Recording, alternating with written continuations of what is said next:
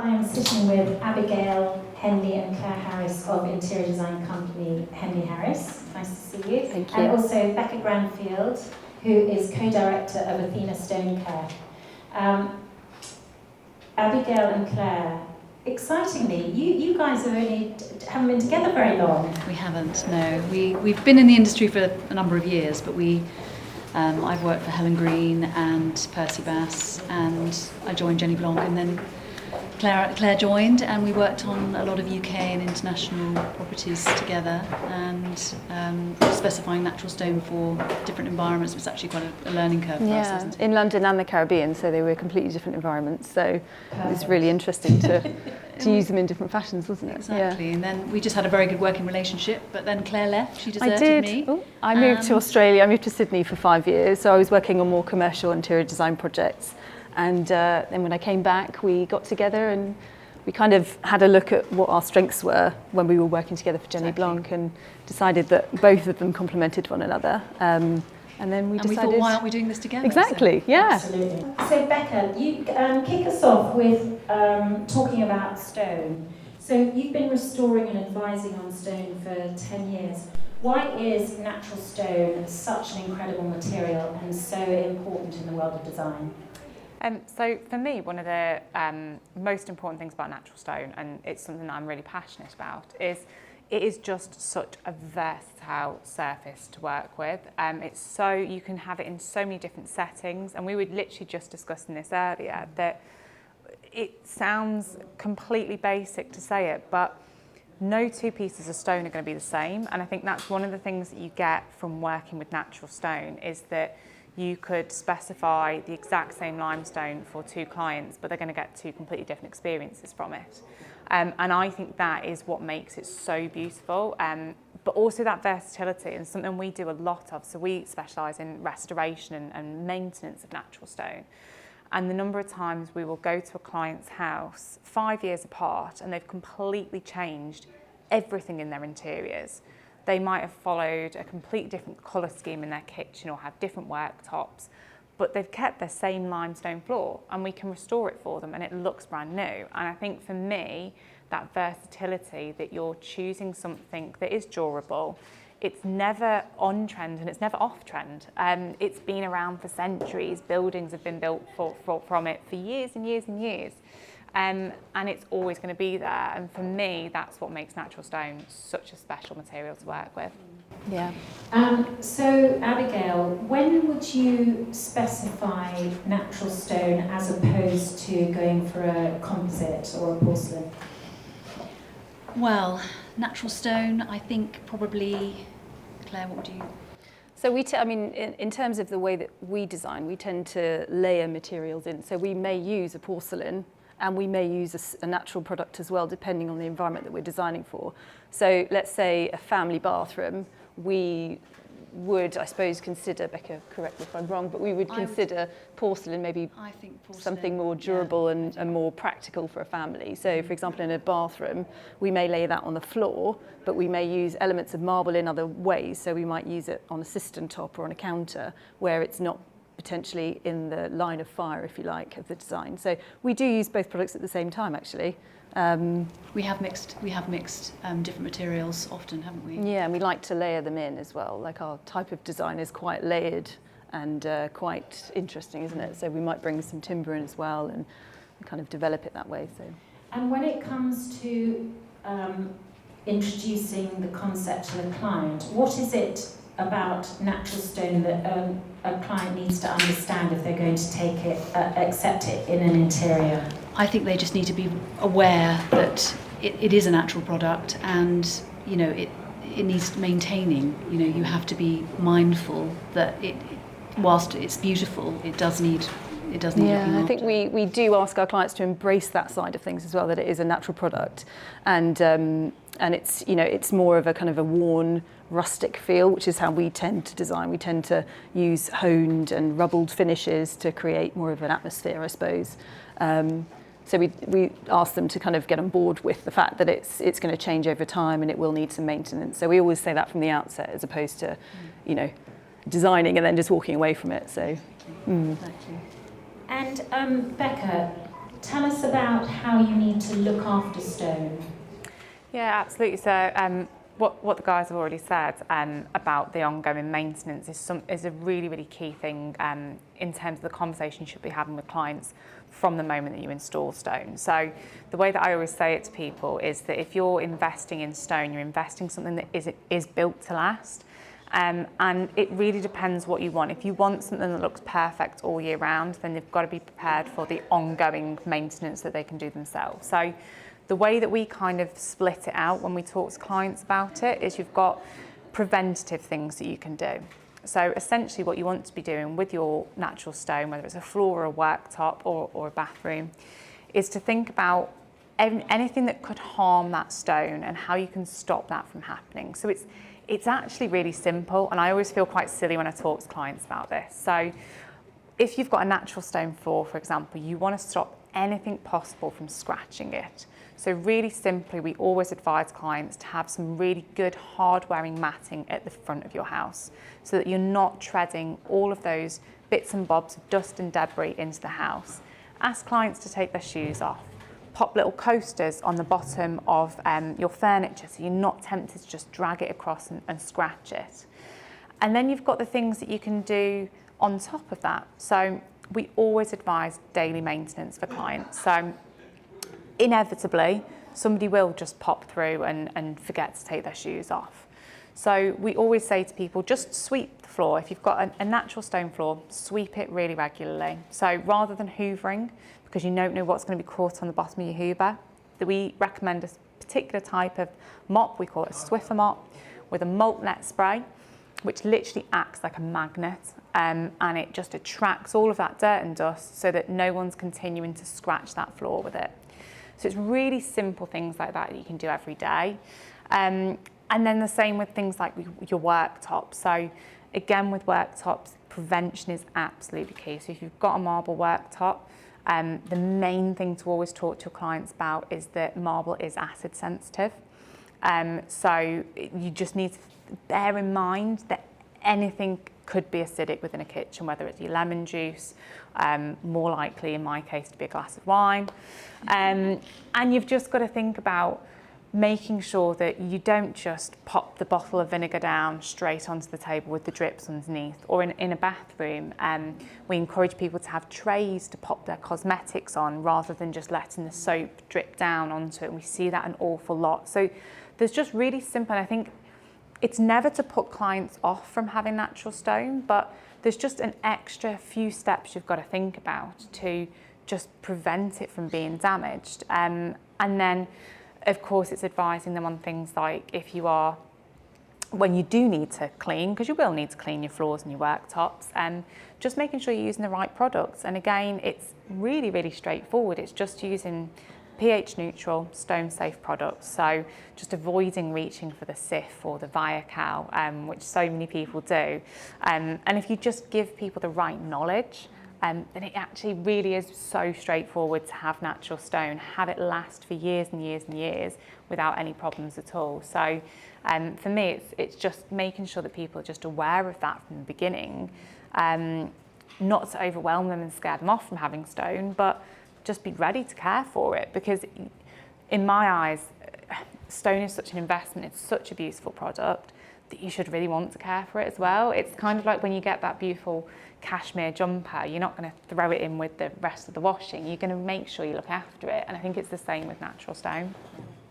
And what about sealing? Do you need to seal on top?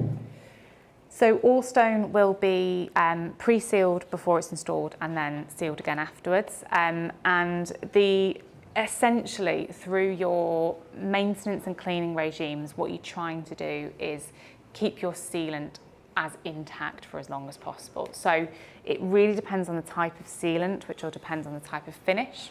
But for example, if you've got a highly polished finish, your stone will be sealed with an impregnating sealant. So actually the surface of the stone is exposed, which is why you do need to take that extra care just to look after the surface.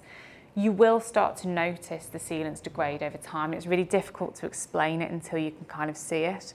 But we do usually say to clients that invest in that regular professional maintenance or restoration treatment, which is what we provide, every 2 to 3 years, depending on the use of the property, the worktop, the floor, whatever it might be. And that way, every time we do that restoration treatment, we'll then reseal the floor, which will make sure it's protected again and last even longer. So absolutely, it does need to be resealed quite often.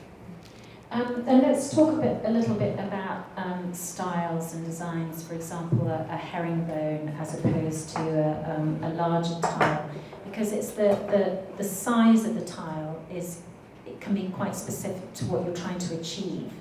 Can you talk a little bit about that? Yeah, Chris, could we put some slides on? Would that be okay? Yeah.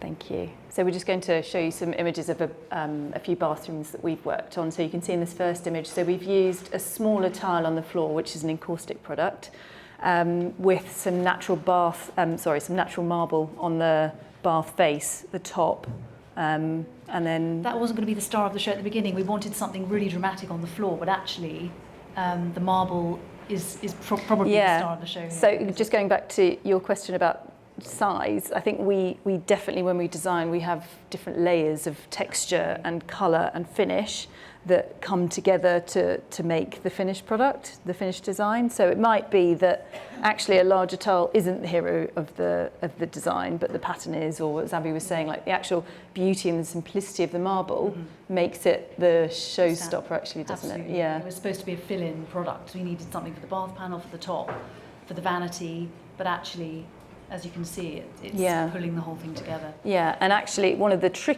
this bathroom, you can't see it now, but we had to drop the ceiling because all the services were coming through from another bathroom on the top floor. So we had to drop the ceiling, and then we had this tricky window reveal because it's a period house.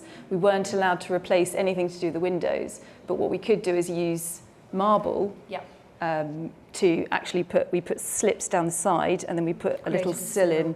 Yeah, so we used, as Becca was saying, like the versatility of the product allowed us to do that without having any grout lines or anything. So, and is there another side similar? So this bathroom, we actually used marble in 3 different formats. So we had polished marble on the walls.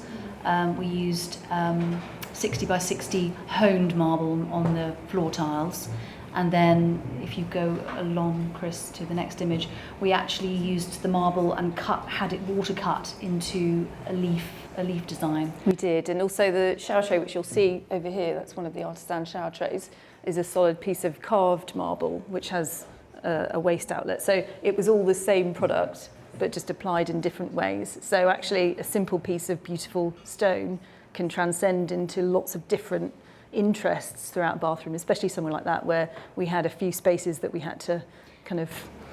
And here we've got these little details, like the little shelf, the floating shelf. Yeah. And we did a lovely... this was interesting. So instead of we wanted to have a different finish on the countertop. So instead of using the same marble, we used a Fior de Bosco, another marble, in that lovely grey. And we did an upstand, but instead of just doing it straight, we decided to do it with a little curved detail. We did, and it made totally that elevation, didn't it? Yeah. Beautiful. I think also for me, it's the nuances in colour and the texture. So the honed is smoother. It is, yes. Correct. Yeah. It hasn't got that polished finish. It's just got a smooth.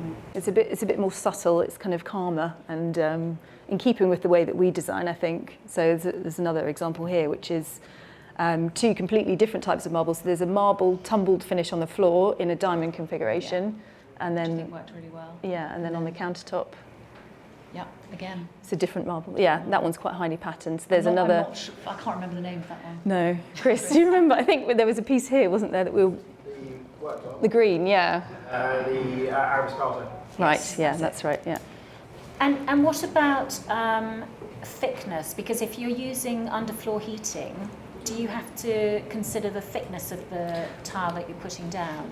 So typically, Chris, correct me if I'm wrong, but internal tiles are thinner than external anyway. So you can normally get the radiant heat coming through, and actually underfloor heating is typically on all the time. There's normally like an ambient temperature that you set it to, and so once the heat's got through, actually the stone holds the heat and acts as a Conductor, precisely, yeah.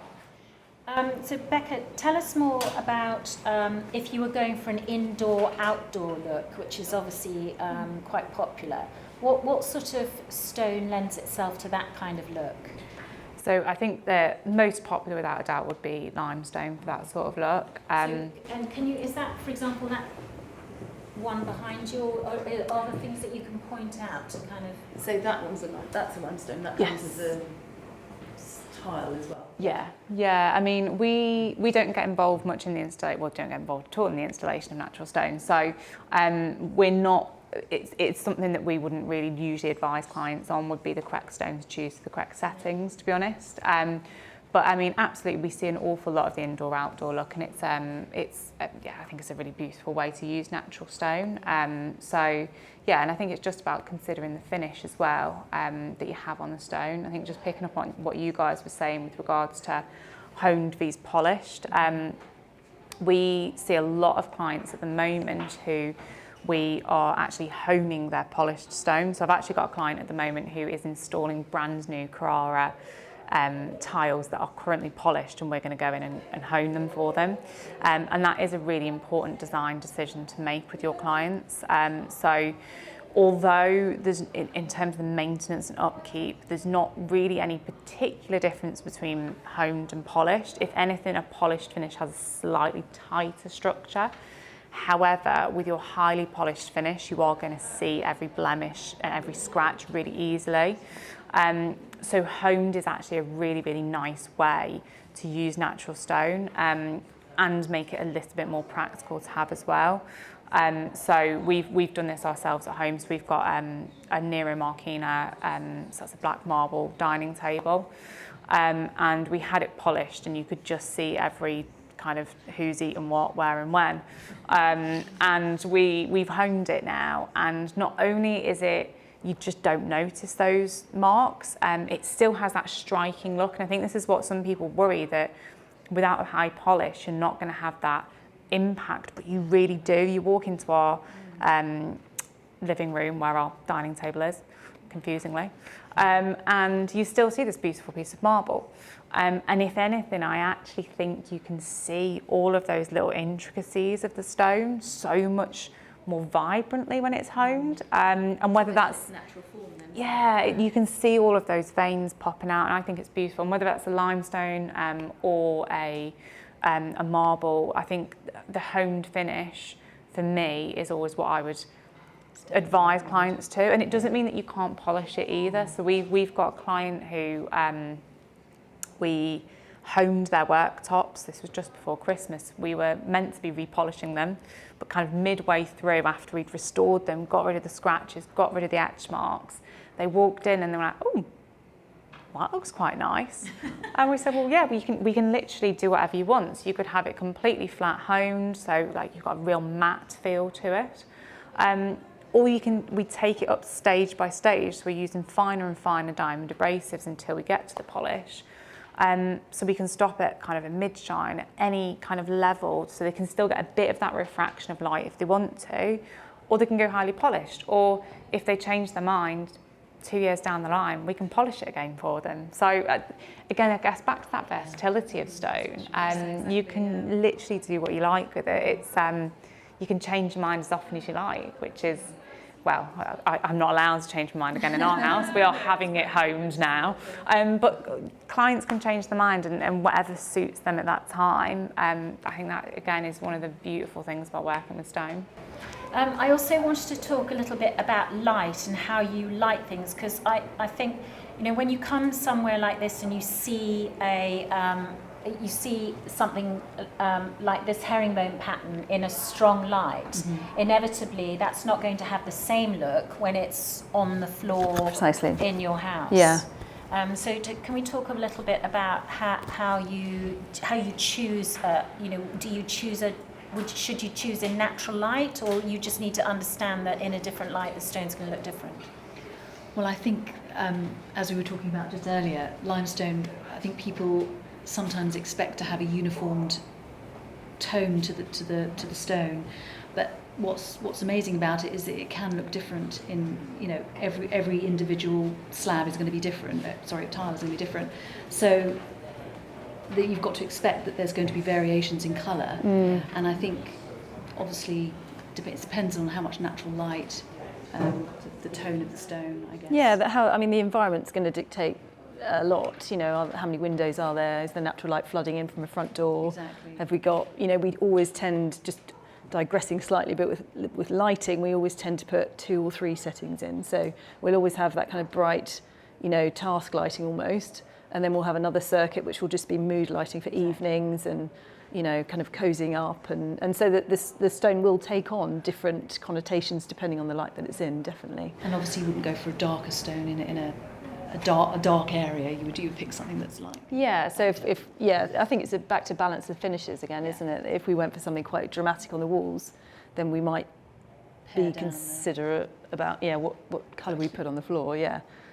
I wanted to point out some of the stones in the collection as well. So this is the Elements collection, and one of the ones that I particularly liked is the Trusco parquet, which I think is it looks like it's been there for generations. It's absolutely stunning. And also the Fari. Where's the beautiful Fari? With its different colourways. Becca, when you are, do you often tell us about your relationship with artisans? I mean, you obviously know an awful lot about stone, but would you always come and talk to professionals here about your projects? Yeah, absolutely. So we've been working with Artisans of Devizes for just over 2 years now. So for me, it's one of the best ways that we work with clients is actually being introduced at the moment that someone purchases a stone. So we specialise in restoration and maintenance of stone. But actually what the guys at Artisans do, which I know that you guys do as well, which is as soon as someone says they are going to use natural stone, is making them aware of how to look after it and get the best from that stone. And that's something that the guys at Artisans are really passionate about. So whether it's a client who has had a brand new stone floor installed, and obviously it's one of the first things that happens in your project, and then it gets covered.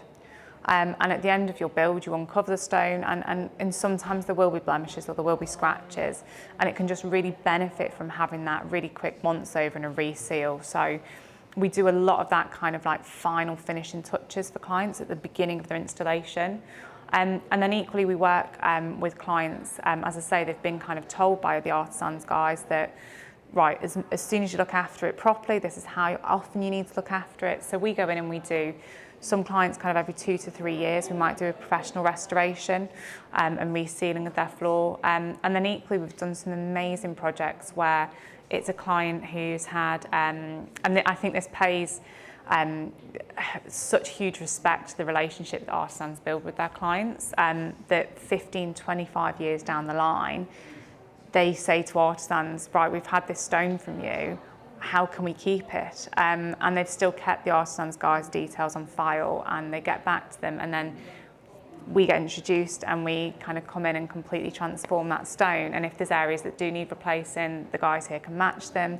But 9 times out of 10, we can completely restore the stone, make it look brand new for the client. And that's, for me, that longevity that you're getting out of your natural stone is unbelievable. You're not going to ever need to replace it. We've had a number of clients over the last kind of 2 years or so who've been considering replacing their floor. We had a client with a gorgeous limestone floor, kind of about 300 square metres of it, and she hated it so much she was going to put Carndean on top of it.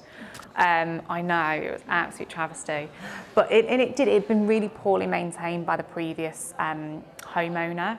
And we went and we did a sample area for her, and it was what we'd call a full restoration. So it's kind of 8 stages of diamond grinding. So you're literally flattening out the floor, you're taking out all the scratches, all the marks, and then refinishing the stone and perfecting it. And it was, I mean, I saw when I saw the property, I actually said this, mine and my husband's company, I actually said to Dave, "You sure you want to take this one off?"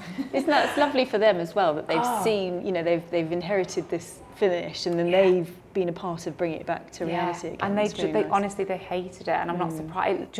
It had that kind of the middle of the tile was so dirty looking. It was just it was awful, but it looked unbelievable. When I honestly couldn't believe it when I went in, and so we were there for 2 weeks, fully restoring the floor. But compare that to ripping it up and replacing it. And everything we do, we're using water and diamond abrasives, so you're not using harsh chemicals on it. It's not messy. We protect all of the areas, and actually to have kind of probably 3 on some days, but 2 or 3 people in your house for 2 weeks, and we work in small areas at a time, so you can use the whole property the whole time we're there. It's so much more less disruptive than replacing, and for me that's just the incredible thing about using natural stone, really, and why it's so important to make sure you do work with a company like Artisans, who appreciate that and want to make sure you've got all of that information about your stone from the minute it's installed. They're not here to just sell you it and walk away. They have that real passion for the stone, which I think is incredible. Yeah.